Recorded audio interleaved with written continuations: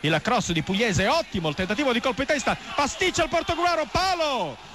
clamoroso della Varese, mischia davanti a Rossi. Attenzione ancora Varese, la conclusione del gol. Il gol del Varese con un tiro di Alemao che è andato a colpire con il destro all'8° minuto e ha infilato il pallone tra palo e portiere. Era un po' nell'aria il gol da parte del Varese e ha segnato proprio il giocatore che sta sostituendo Ebagua e anche Neto Pereira, infortunati. Brasiliano prelevato a gennaio dal Vicenza. Sua era stata l'incursione che aveva portato alla palo, poi annullato su azione di calcio d'angolo, difesa del Portogruaro che non libera, destro di Alemao, palla che si infila tra Rossi e palo e quindi dopo 9 minuti subito il Varese in vantaggio. Varese 1, Portogruaro 0, Alemao. Ecco Correa sul pallone, Zecchin piccolino, parte Correa, pallone tagliato, l'uscita di Rossi a vuoto, ancora porta libera e va a mancare il Varese. Esposito ancora per Cristante in aria, la conclusione da posizione ottima di Gerardi che però colpisce sporco il pallone e qui davvero il Portogruaro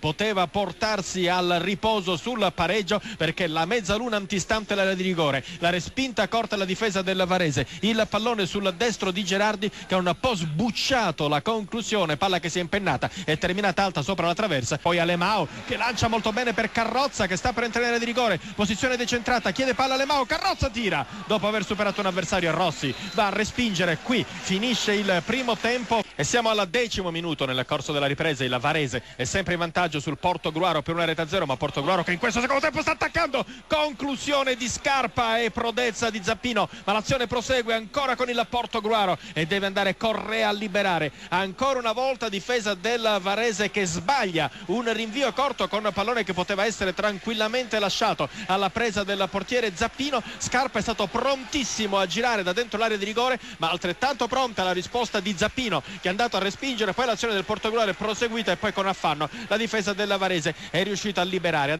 Eccolo Tripoli che tocca il primo pallone lanciato in area di rigore, Tripoli poi si ferma per Corti, per Zecchin, il sinistro e la palla termina di poco al lato, ma era una gran conclusione questa di Zecchin perché il portiere Rossi è rimasto immobile a guardare, il pallone girato forse troppo tardi ed è andato di mezzo metro al lato alla destra di Rossi, sarebbe stato un grandissimo gol questo di Zecchin. Calcio d'angolo, bandierina dalla destra, c'è Cunico ma c'è anche un altro giocatore, poi si allontana Cunico, parte Schiavon, palla che arriva in aria, il colpo di testa, il gol, il pareggio del Portogruaro con il colpo di testa ma viene annullato, forse i pareggi, intanto viene battuta a sorpresa la punizione con Zecchin che sta entrando in area di rigore, il cross, la deviazione e la palla che termina di un soffio al lato. C'era stata prima una deviazione di Franceschini che aveva messo fuori causa il portiere Rossi, stava per intervenire ma ha colpito con la mano. C'è la Varese che va a battere il suo quinto tiro della bandierina, battuto corto per Zecchin, 2 uomini soli, Correa va a calciare sull'esterno della rete, non era scattata la trappola della fuorigioco. Attenzione perché Zappino sbaglia tutto, Portogruaro, salvataggio sulla linea della Varese su una conclusione di Scarpa di testa dopo un'uscita assolutamente improvvida di Zappino, ancora Scarpa, ancora in area di rigore, il Portogruaro non riesce a ribadire, colossale occasione da gol per il Portogruaro,